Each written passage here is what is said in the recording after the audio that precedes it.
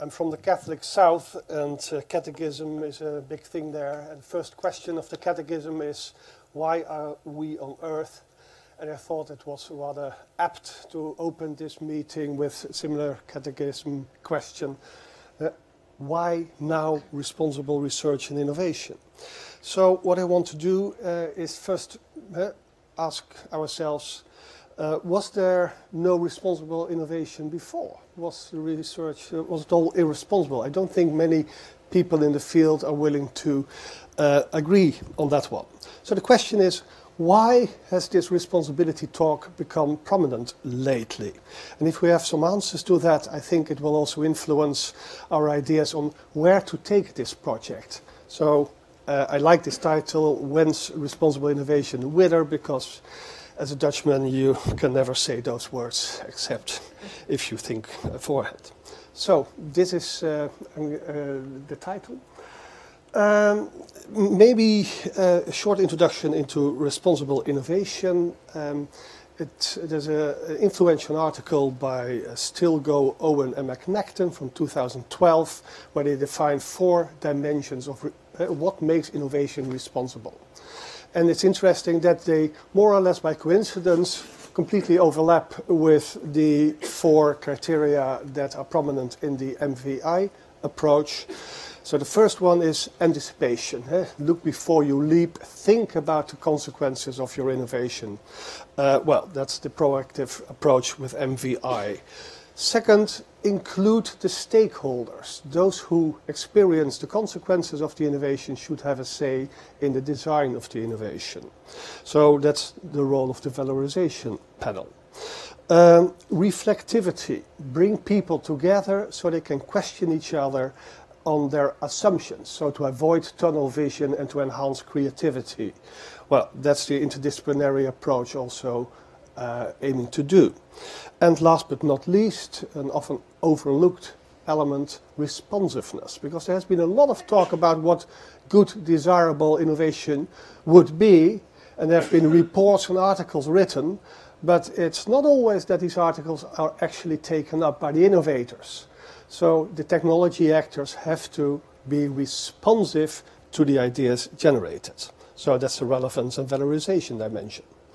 Now, what I want to do in the next 45 minutes, I will identify 5 developments that help explain the prominence of responsibility in innovation nowadays. And I'll take you from fairly concrete, mundane developments to highly abstract philosophical developments. So I hope there will be something for you all. I will then explore what these 5 developments mean for these 4 dimensions of responsible innovation.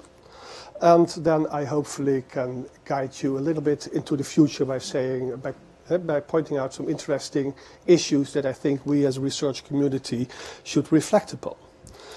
So the first development I want to talk about is the increasing relevance of prominence of government funding.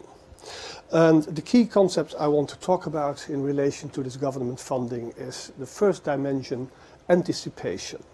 Now, anticipation, of course, is not new.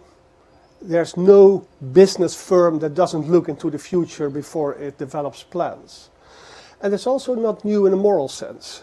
We have seen over the past decades that firms have adopted types of moral responsible innovation. And a very clear slogan here is the people, planet, profit. So there's still profit, but we're also thinking about the people, so that's safety, security issues usually, and we think about the planet, that's sustainability. So what's new? This has been going on for decades. Well, let's look at the basic grammar of this type of anticipation. I think it's geared towards a negative goal, avoiding harm. So let's not pollute, let's not poison, let's not explode people or the environment. And the setting of the goals, where do we want to go? What is good technology? What's desirable technology? There's not much debate on that one. Actually, that's left to the private entrepreneurs to come up with goals. Maybe people will like this or they will like that. So let the market decide. And the goals are eventually defined by consumers on the market. And I've put the word exit mechanism here. It's from Alfred Hirschman, the exit voice opposition. On the market, you don't argue, you don't come with arguments, but you vote with your feet. Yeah? So that's the basic grammar of a lot of the people profit, planet profit type of anticipation. Now let's look at the role of the government. Often we think that the real innovation comes from the private market parties. Interesting study by Mariana Mazzucato a few years ago, the entrepreneurial state, and she basically says, she argues the point that governments have been enormous, important players in national innovation strategies. Why? Well, the markets, of course, they have some strength, but there are also a lot of weaknesses. In general, private firms are fairly averse of risky, long-term, large-scale projects. So you see that at those moments, the government steps in. So we have had national ICT programs. The internet, it was not developed in Silicon Valley, it was developed by the American government, basically. We have, in the Netherlands, we have the genomics initiative, and recently we have the nanotechnology initiative, and we see them all over the developed world. Private partners think nanotechnology is much too risky so often, so that's why we need the government to take the risk, the taxpayer, you could say. Now, as we are experiencing the crisis for a few years now, in a crisis you see that this prominence of this government funding increases. So look at, for example, the Horizon 2020 program of the European Union. You will see that it's all geared towards the grand societal challenges. And you see that basically these are government agencies saying, this is good technology. Come with proposals, come with type of innovation that help us solve these problems. So here we see a different grammar, or as I said, a different justificatory regime. When we are talking about public money, it's not simply enough to leave the goal setting to the consumer on the market. We are talking about citizens. We are talking about citizens debating, deliberating what is a desirable course for technology to take. So it's a conversation, it's a discussion in terms of the public good, and the mechanism is not voting by your feet as in the market, as consumers do. It's public debate, public discussion, politics, in other words, voice. So a new anticipation grammar is evolving due to this prominence of the government funding. It's not simply geared toward avoiding harm and then leaving the goals to the market. It's more positive grammar. What do we want to achieve? What is desirable technology? What do we want to invest in? And the mechanism is voice. Now, I think where the market is very good in saying what does society want, because that's basically what you test when you put things on the market, is this success or not? It's not very good in moral desirability. Is it actually good what society wants? That's something that's not determined on the market, that can only be determined in argumentative arena. So I think this increased prominence of government funding leads to a shift, a stronger, towards moral desirability. So I think this is the first development that helps explain the new prominence of the responsibility talk. But it also gives us, this topic, a new interesting twist. And I've called this aspirational responsibility. It's the promise of this type of responsibility that it broadens anticipation from the avoidance of harm, so it's a negative logic, towards a positive logic of realizing the good. Now, this is not going to be an easy transition or a shift. First, we can question ourselves, what if the crisis is over? Will the government recede back, or will it remain center stage? So maybe this responsibility talk, as it is linked to the prominence of public investments in innovation, maybe it's only a crisis-related fad. So I think that's a real possibility that we have to be careful about. Further, what you often see is that this attempt to steer innovation by public money can take the form of a rather naive instrumentalization. I give you money, you have to do that. And as we see in the Dutch science policy and science technology policy, there's a lot of complaint what to do about, for example, fundamental research. Yeah? Other questions and issues is the prominence of economic goal setting. If we, for example, see now the Nano Next program, there's a lot of investment in risk assessment and technology assessment, but there's also a very strong pressure to come up with things that sell. And I think it may be part of responsible innovation, but it's definitely not the last word. So the question here is ultimately one of power. Who decides which goals are set? So that's a political question. Okay, the second development I've called decreasing ignorability. And I was very surprised that my word processor allowed this word. So this is related to the second dimension of responsible innovation, the inclusion of stakeholders, the upstream inclusion of stakeholders. I think there is a clear development in societies worldwide that stakeholders are becoming more vocal. It becomes less easy to ignore the people who are suffering or enjoying the consequences of your technology.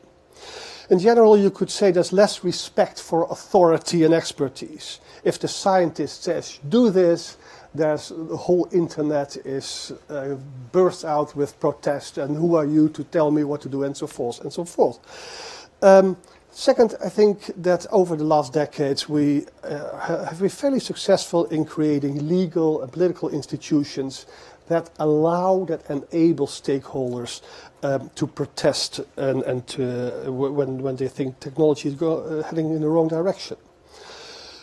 There's also a thing of visibility of the circumstances in developing countries. Globalization means that we know better what happens in countries far away.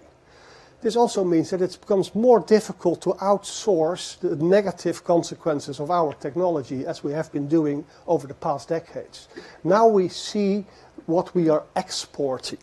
So globalization leads, and this is the concept of Herman van Gunsteren, to an increased sense that we, on this global earth, we share in a community of fate. So what happens there is of relevance to us.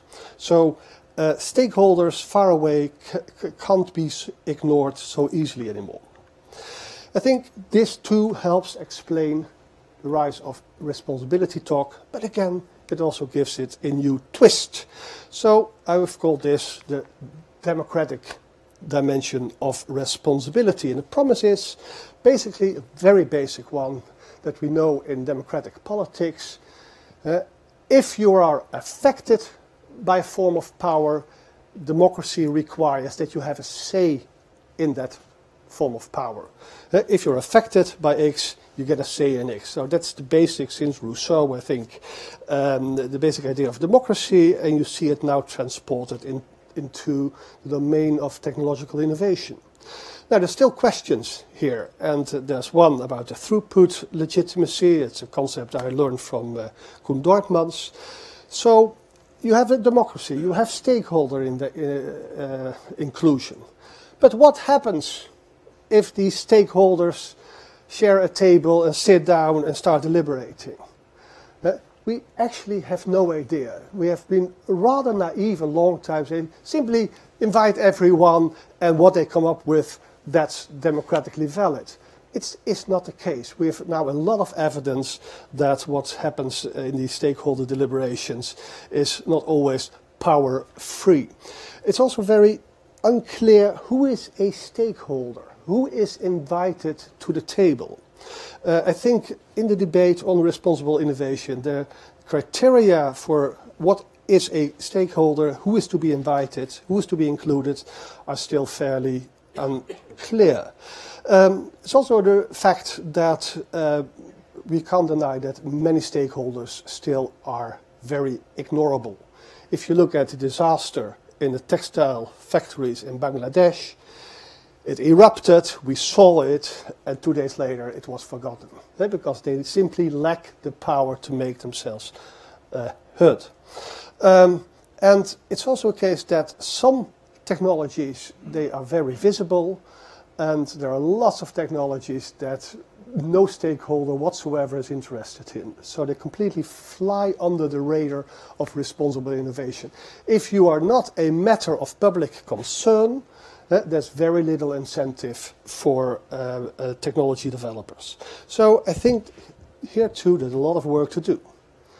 Third development, it's connected to the third dimension of responsible innovation, reflectivity. And the basic idea is that we all, as individuals, suffer from tunnel vision, and it's very refreshing to enter a multidisciplinary perspective or a multi-stakeholder setting where other people can broaden your vision, make you more reflective on your usually tacit assumptions.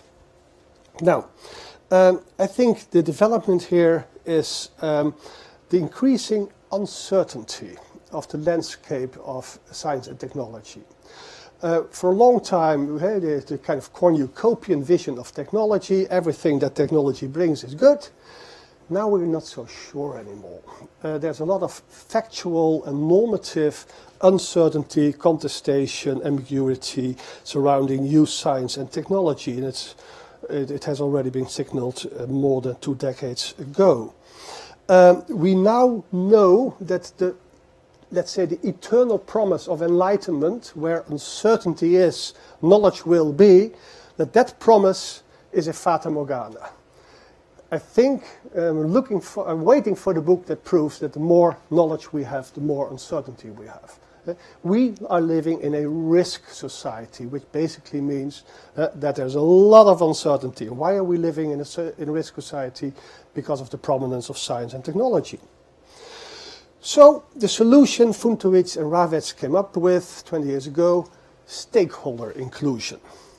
Okay, we have seen that in the previous development. Here it takes a slightly different twist, a different angle. It's an epistemic argument rather than a moral, political argument for stakeholder inclusion. It's not that we want it to be democratic, that we want you to have a say because this technology is going to affect how you live. No, it's because we solicit your opinion. You have knowledge, you have perspective, you have something to offer to the production of good knowledge and to good technology. So we've seen in recent decades the rise to prominence of a new phenomenon, the so-called citizen scientist, and I would add a citizen technologist. These are lay people who are kind of incorporated into the collective process of knowledge production. And I've written down some examples here. There's in the domain of personal individualized medicine, we have the phenomenon of self-tracking, even a movement, a quantified self. And what they do is basically they measure their body processes permanently on a real day basis. And it's great because it generates an incredible amount of data, which is very valuable for science, for technology, and for the industries, of course. Yeah? And then they upload this in open access fora, and then they can compare, and they add personal information about what they did today, and whether they were depressed, and so forth. So that's a whole, let's say, well, it's a spring of knowledge. And it's all free and it's all generated by volunteers. Similar thing in smart cities. The idea that through developing smart ICT we can make cities more democratic, more sustainable, more bio-based and circular and so forth, more democratic. And what you see is that many of these projects are co-designed, co-developed by ICT firms, commercial parties, municipalities and citizen initiatives. And there's a lot of exchange of ideas, and so I think it's really a fairly novel phenomenon of participatory design. Another example is there's now a lot of discussion on pre and probiotics. It's a kind of it has to do with your intestinal flora, and so we know the yogurts that can help you to be of better health, but also psychological, mental state seems to be affected. Now, these probiotics with prebiotics, they are very hard to test under the current medical regime. So if you say, well, we're talking about medical drugs here, it's probably that they will never be allowed on the market because there's a lot of uncertainty. However, you see that people, citizens, consumers, demand the right to have these kind of untested products, and they say, I'm willingly volunteering to take the risk. So, and I'm protesting the legal medical paternalism of the ethical committees and so forth that deny me this potentially very beneficial products. It builds on a development of, let's say, the citizen patient that started with the AIDS of the HIV threat in the 80s, where people demanded the right to have untested drugs. So all these are examples of a new relation between citizens and scientists that's much more about co-production. So I think this collaboration too is an element in the prominence of the responsibility talk. But again, it also gives it a new twist. And the twist, I've tried to come up with a concept, term, collaborative responsibility. And the promise is that it's an epistemic problem, it's about better knowledge. If we engage stakeholders upstream, it generates reflectivity, a broader mindset that ultimately leads to superior knowledge and technology. And of course, again, here there are some very interesting questions that I think need further exploration. For example, how to ensure real reflectivity. Because what you sometimes see under the heading of stakeholder involvement is indistinguishable from having an opinion poll or some market research. So what do the consumers say? And that's then sold with NWO money as enhancing reflectivity, but I think it's no fair. So we have to be clearer on when are we doing marketing research, and I think the firms should pay that for themselves, and when are we enhancing reflectivity under the stakeholders. Another thing is that there's a lot of frustration in this collaboration between citizens and scientists, because there are no fixed, crystallized terms of the social contract yet. How to distribute the burdens and the benefits of this collaboration. An example here is 23andMe, which kind of invites people in kind of open access-y mood to spit in the bottle, send the bottle to 23andMe, and you will get some information on your genome back, and then upload your lifestyle, and then there's a lot of information generated. But then suddenly, behind this open access-y fun mood, you see there's actually a business trying to make money and claiming patents. And many people who uploaded and helped because we are saving the world, they felt betrayed because they would never realize this was actually part of the deal, because the terms of the deal were rather implicit. Same thing in these smart cities collaborations. What you constantly see is that there's a lot of initial enthusiasm, and then in the end, there's a firm who says, okay, now I'm going to build this, now I'm going to make money, I don't need you anymore, and it's end of the collaboration, and the citizens feel betrayed and frustrated. Another issue I think that deserves extra attention is how to handle post-normal science. It's not about only factual uncertainty, what's going to happen. It's also about normative uncertainty. What's good, what's desirable, what should we do, what shouldn't we do?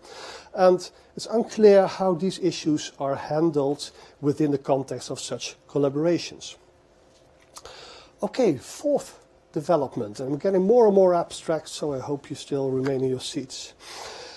The fourth element, the fourth dimension of responsible innovation, as I said, was responsiveness, so that the technology actors actually do something with the results of all the deliberations. I think what's relevant here as a development in the background is the increasing entanglement of technologies in our life world. And I'm inspired here by a report from the Rathenau Institute, authored by Rini van Est, Intimate Technology. So I'll take some examples there to show you how far this entanglement goes. If you look at the classic philosophy of technology, they were always talking about this. Charlie Chaplin being a cog in the machine in the factory. But it was also clear that they were basically talking about other people, and they were sitting in their own study talking about poor, exploited laborers. Yeah? So there was a clear distance between where I'm sitting in a technology-free domain, and I'm commiserating with the people who are dehumanized, alienated, instrumentalized there. Now technology is not so much there, it's increasingly here. So it's in us. This is a picture of someone with deep brain stimulation. It's part of us. This is a mind walker. This is people who are paralyzed, but through their brains they can guide an exoskeleton. So indeed, as the Bible promised, the lame will walk. It's between us increasingly, the communication technologies. It's not always successfully between us, as this lady points out. I like this one. Between us, fortunately, it's only streaming today. Tomorrow you will all be streaming me. E-coaching, so where you would go to a friend or maybe to a professional to help you out. Here we have an expert program in the computer. There's technology increasingly about us, so there's the quantified self again, and a whole network of big data and so forth. And last but not least, technology starts to resemble us. So my point is, or the Rathenau's point was, technology is getting really close. And I think that this is one of the developments that helps explain the prominence of the responsibility talk. I think when we're talking about being responsive, the question should be responsive to what? Well, basically to the concerns of the users. Yeah? But to be able to do this, and this would be my claim, I think the technological response needs new ethical parameters. Let's see what was enough previously. Yeah? Technology was framed as an instrument that basically had two qualities. It made life easier and it made life more efficient. And the boundary condition was that it shouldn't explode in your face and it shouldn't pollute you and it shouldn't poison you. Yeah? That's good technology. So it's enabling technology. It's very liberal. Yeah? It's a device that allows you, it gives you more free time to live your life as you choose to lead it. Yeah, so it's a very instrumentalist vision of things. Now, the interesting thing is that these parameters are also fairly quantifiable. How much easier is it? How much more efficient is it? How much harm is possibly done? Now, coming back to this later, but if we look at all these technologies that I gave examples of, we see that they are not simply enabling us. They are not simply neutral devices creating space for us to live our lives as we want to. No, in fact, they are helping to define what a good life is, who we want to be, who we are, what what is our body? What is the limits of our body? Is this bionic arm still part of the body or not? Technologies like this intimate technology also help define our aspirations, our hopes, what we aim for in life, what we think is achievable and therefore we want it. Yeah? It influences what we need. Who would have thought that nowadays, let's say, young people prefer to sell their arm rather than their mobile phone? I remember the time that the mobile phone was a phone without a cord, and that was about it, and that was how excited I got. Because I thought, okay, now I don't have the cord.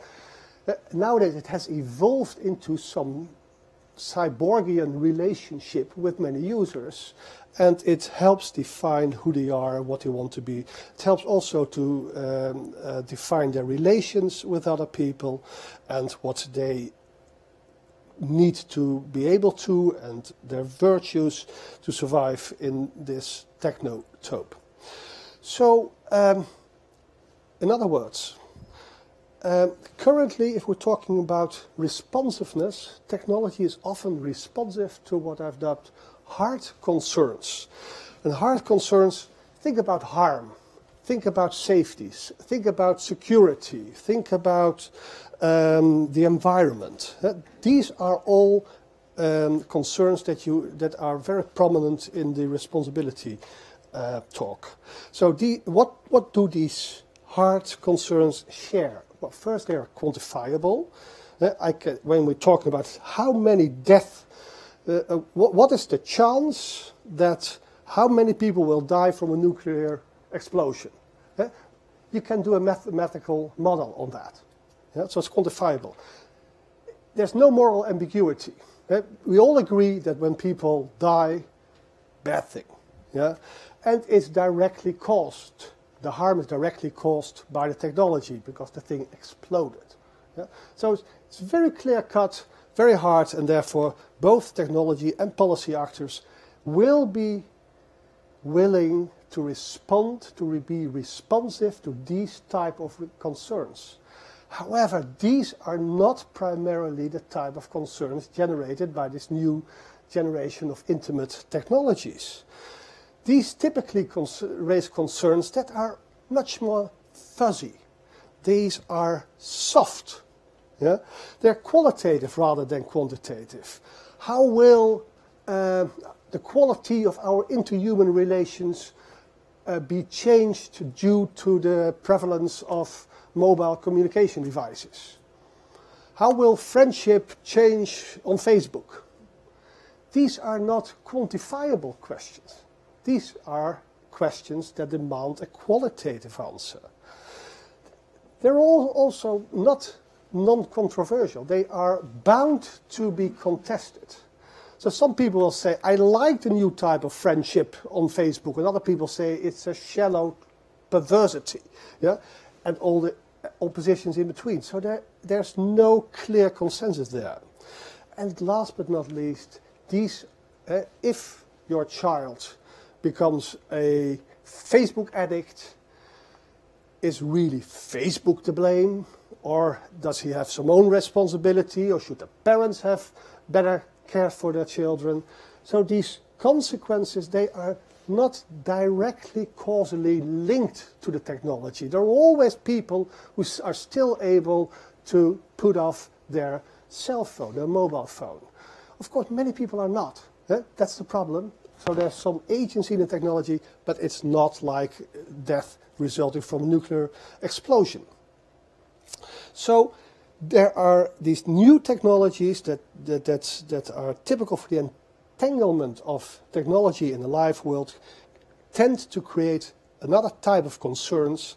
And my claim would be that technology is not very responsive to those type of research. What the typical response will be, say, good point, interesting for further debate, later on, not in my time though, this is not my responsibility, this is a private concern. Go put off your cell phone, problem solved.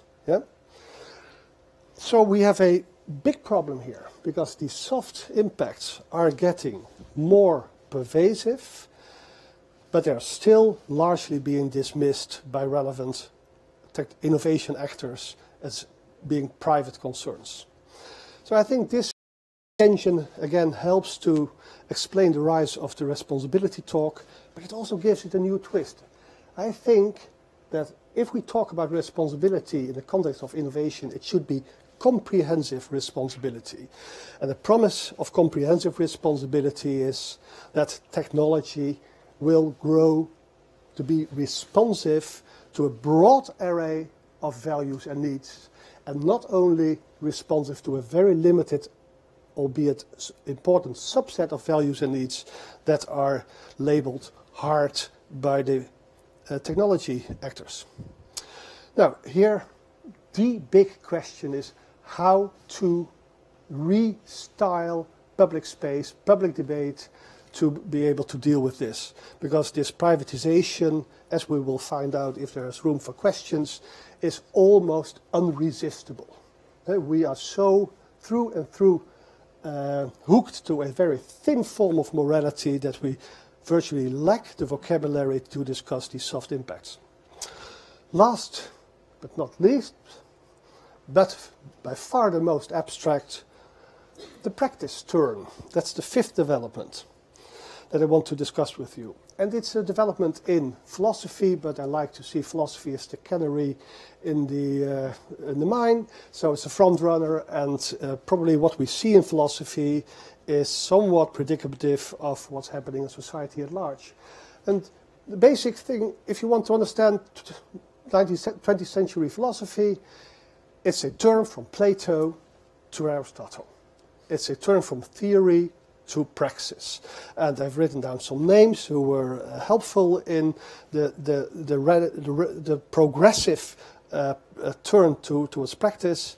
I'm not going into them. If you know them, you will recognize them. What does this practice turn entail? What does it mean? Well, if we look, there's two columns. If we look at what the Theoria is connected with and the praxis in Greek philosophy and ever since. Theoria is basically contemplation. It's looking at the world. So that's why we think about knowledge is a result of looking. You look, and then you get a representation in your mind. That's a very simple model. So the eye is prevalent. There's an asymmetric relation between the subject and the object. There's the world out there, it imprints my mind, and I receive it. Why do we teach our science students to be value-free? Because we say you should not add things to knowledge. You should be neutral. You should receive. That's a very asymmetric relations. It's typically geared towards universals. We want laws of nature that count everywhere and always. We are not so very interested in the particulars.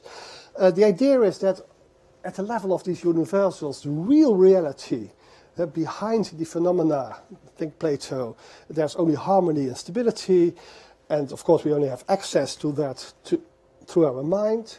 So it's not the body that will get us closer to truth, it's the mind, or in religious terms, it's the spirit or the soul that will contact us to God. It's not our perishable body. So that's the whole complex of Theoria that's more or less determined philosophy for 2,500 years. Okay, the last 1.5 century, you see practice coming in. And the basic idea is that we are not looking at the world, we are living in the world. We are engaging with the world. We have a practical interaction with the world. Or, if we look at the senses, it's not the eye disengaged, it's the touch. We grab things. That's the basic idea of the practical turn, of the basic relation with the world. And the interesting thing about the touch is that it's relational, it's symmetric. If I touch this, I feel it because I push it, like a table pushes back. So it's the knowledge is the product of a relation. We are not so much interested anymore in universals, we are interested typically in particulars. There's a lot of talk about local knowledge or situated moralities and so forth. It's also always in the plural. Basic idea about reality is not that it should be harmony, but unfortunately we digressed. But when we die, we go back to heaven, and then there's harmony again. No, the basic idea is life is a struggle. There's a lot of strife, there's a lot of tension, there's a lot of incongruity, there's a lot of incommensurable stuff going on. It's not true knowledge goes through the mind, that you could capture in a bottle. If you look, for example, in discussion on artificial intelligence, it's all about embodied intelligence. The model is no longer a computer in a dark room that tries to mimic our brain. It's the robot stumbling through space and learning by stumbling. That's the basic paradigm of artificial intelligence discussions. So we're not talking about disembodied spirit anymore. No, spirit, matter, it's combined. Now, I think there are two main implications for responsible research and innovation. And the first implication is that in all these philosophers that help bring about gradually, stumblingly, this practice turn, we see a kind of rehabilitation of the material world. And it's very interesting. I never realized this, but things, they have no role whatsoever in classic philosophy. It's all about the mind, spirit, truth, words, language, but things nowhere to be seen. So that's very strange, because we live in a material world, and in a material world that's also human shaped. So we live in a technotope rather than a biotope. With this practice turn, we see a tendency to say, let things be part of our community. We are living in a material world populated by things too, non-humans. So if you accept this, there's a lot of the classical tropes of technology ethics you can go down the drain. The whole idea that technology is here to serve us as a slave is built on this Theoria-centered type of philosophy. That the subject, we rule technology. And then the classic fear is that, in fact, we are dethroned and the slave, the technology will take over. Look at any Hollywood movie on technology, and it's the same basic pattern. Arnold Schwarzenegger, the Terminator, technology turning on the creator. And so it's goodbye to those classical tropes, and it's hello to, okay, let's accept that our bodies are entangled with cell phones. So the second implication is relationism, and that basically means that this asymmetry that's built into the structure of responsible innovation should be reflected upon. The idea is technology should be brought under the governance of ethics. We decide what good technology is, they then make good technology. It's the same asymmetry of this classical philosophy. I think it's time to accept that technology is shaping us, including our ideas on values and norms, ideals and so forth. So there's a mutual shaping of morality and technology that I have labeled techno-moral change. And what we see all the time, and especially, I think with all technologies, but especially these intimate technologies, is that we think we are applying moral standards to the technology. So this is good technology, while all the time technology is in fact biting back and is making us modify our standards. So we have the phone because it serves our goals, but since we have the phone brings its own goals to us. And I don't think we are enslaved by the phone. I think there's a good relation of partnership there. So, for example, deep brain stimulation starts as a cure against Parkinson. Now we look at whether it's a cure against depression. But if it's successful, it will redefine what we think is normal and what is mental health and what you should strive for. So these technologies will change the parameters that we currently apply to them. So I think this is the last the last development helping to explain responsibility talk. I think we should learn to be more dynamic. We should accept this techno-moral change, and in anticipating the consequences, the impacts of new technologies, we should also incorporate how will it affect us, our identities, our relations, our ideals, our obligations, and so forth. And I think techno-moral scenarios and vignettes that help us imagine in advance how such a technologically shaped world would look like will help us to deliberate on whether in fact we want to go that way. The promise of accepting these dynamics is there's increased techno-moral learning and an increased capacity as a society to forge a fit between technology and morality. But it's a constant task because both morality is evolving and technology. They're both dynamic actors influencing each other. And of course, someone will want to pose me a question on, doesn't this lead to relativism, and how do you know that it's good?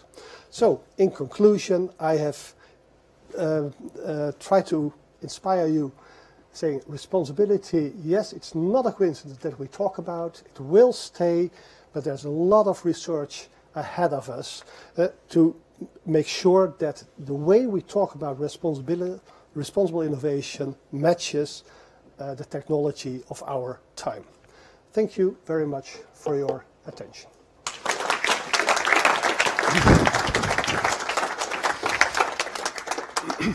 Tonic, thank you very much. You already told us that you had prepared your talk in such a way that there would be no room for discussion now. But please keep your questions in mind, because tomorrow there will be an interview with Challing and the other keynote speakers, so there will be plenty of room to discuss a little bit further. Now I propose that we go to the other rooms. There is one session on energy in this room. The others will take place in a room called Barcelona and in the room called Valencia. So I would like to say that you can go there, and we all have a break after this next session.